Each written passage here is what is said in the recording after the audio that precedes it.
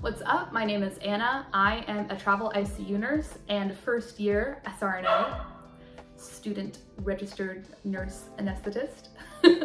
And today I'm talking about how I was able to get letters of recommendation as a travel nurse, and then a broad overview of the attaining your letters of recommendation process as you apply to CRNA school. First of all, thank you so much for your support. Please subscribe and keep tabs on when we're gonna get new videos out.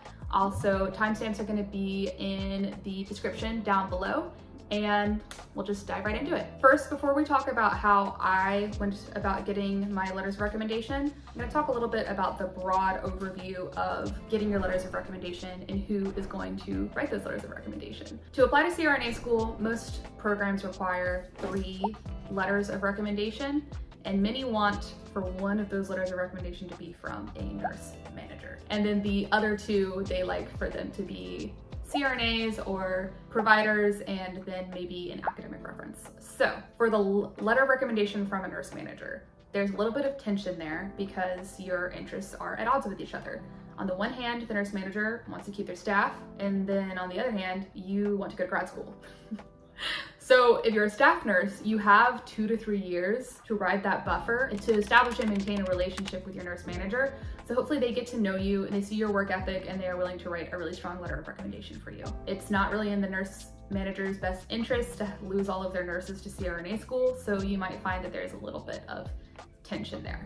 And then as a travel nurse, it can be a little bit tricky to navigate because you are not staff and they might not really know you that well. They don't really know your work ethic, your characteristics, your critical thinking. So I'll talk about how I went about getting letters of recommendation as a travel nurse, and then again, broadly speaking, just a little bit more about the application process itself. It's about a 9-month process to apply to CRNA school. You need to start gathering your letters of recommendation, retaking any expired courses and prerequisites, and then you apply from about May to about October in a typical traditional application window.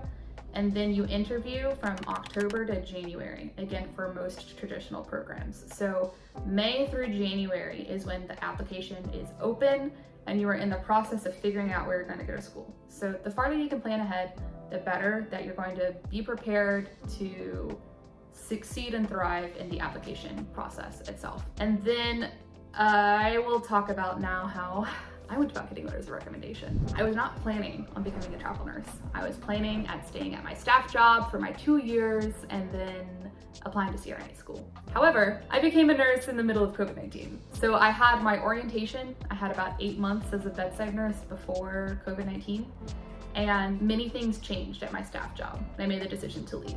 So I took a contract in Los Angeles or LA County, and that was my first travel assignment right after 1 year. I don't recommend traveling at a year for most people, but again, that's gonna be a very individualized decision. But again, for most people, I would not recommend it. For me, at the time, it made sense. To each their own. So it is now January of 2021. I know that I'm going to apply to CRNA school this cycle. And so I sit down and I make a decision. I decide I'm going to go back to a large academic medical center with a cardiac surgery program. It was also a level 1 trauma center. So I went back to University of Maryland in January of 2021, and I had the intention of staying there up until August or September of that year. I didn't tell them that at the time. It's not really relevant. So I began working at University of Maryland in their CSICU, and I am asked to extend my contract in April. So I complete my first 13 weeks. The manager asked me to extend. And at that point, after they have seen my work ethic, I've been on time, I've been a good coworker, I go and have a little conversation with the nurse manager. It went something along the lines of, thank you so much for having me. I really love the patient population. My grandfather had a heart transplant when I was a kid, so I love seeing these people get better. And I would love to extend, and I'd be happy to precept, I'd be happy to do audits, I'd be happy to join any committees to really help out the unit while I'm here, because I'm gonna be here for such a long period of time. In June, I am applying to graduate school. As I extend here, would you be willing to write my letter of recommendation? So at that point, you've displayed your character in your first contract. They know you, they want to keep you, and then they're asking you to extend. and you're being very honest and open and upright and talking about your goals. And that worked out perfectly for me. The nurse manager wrote, I think, 3 letters of recommendation for me. And one of the programs she wrote a letter of recommendation for, I am attending currently. So you absolutely can get letters of recommendation as a travel nurse. I do think it takes a little bit more planning. A couple of other things about letters of recommendation. If you can, try to maintain relationships with an attending physician. Try to meet CRNAs if possible. Try to get nurse practitioners to write letters of recommendation. Try to get a professor if possible. And I do recommend varying it up a little bit. I think I had 6 people write my letters of recommendation, and I applied to 5 schools, and I did not have each one of them write letters of recommendation for each school, just to keep it fresh a little bit. I had my preceptor and my guest preceptor write my letters of recommendation. I had my nurse manager at the current travel assignment. I had a CRNA who I shadowed. I had a physician anesthesiologist who was an intensivist. I had a nurse practitioner who I met while I was on a travel assignment, and I had my pediatrics professor from undergrad. And I asked them all to write my letters of recommendation for different programs. I also want to just ease your anxiety. Letters of recommendation are not a love letter. It's not a love letter. It often, nowadays, it's a little form.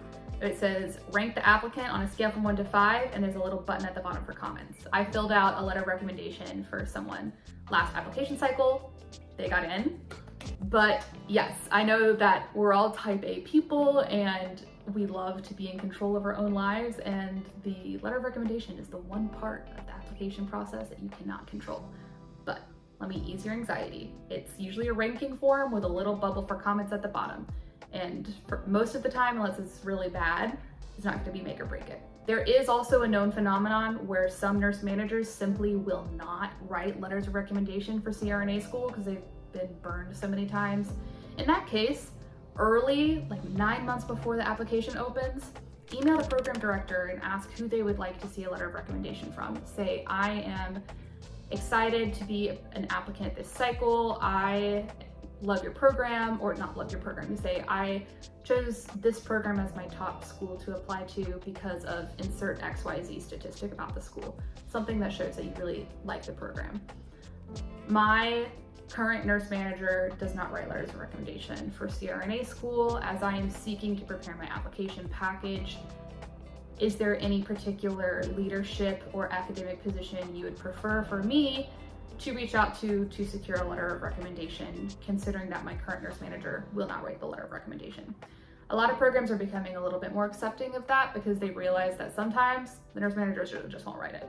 But most of the time they will. And with these tips, hopefully, it will be very helpful for you who are applying as travel nurses for this cycle. Once again, thank you so much. And please like and subscribe and tune in next time. Bye.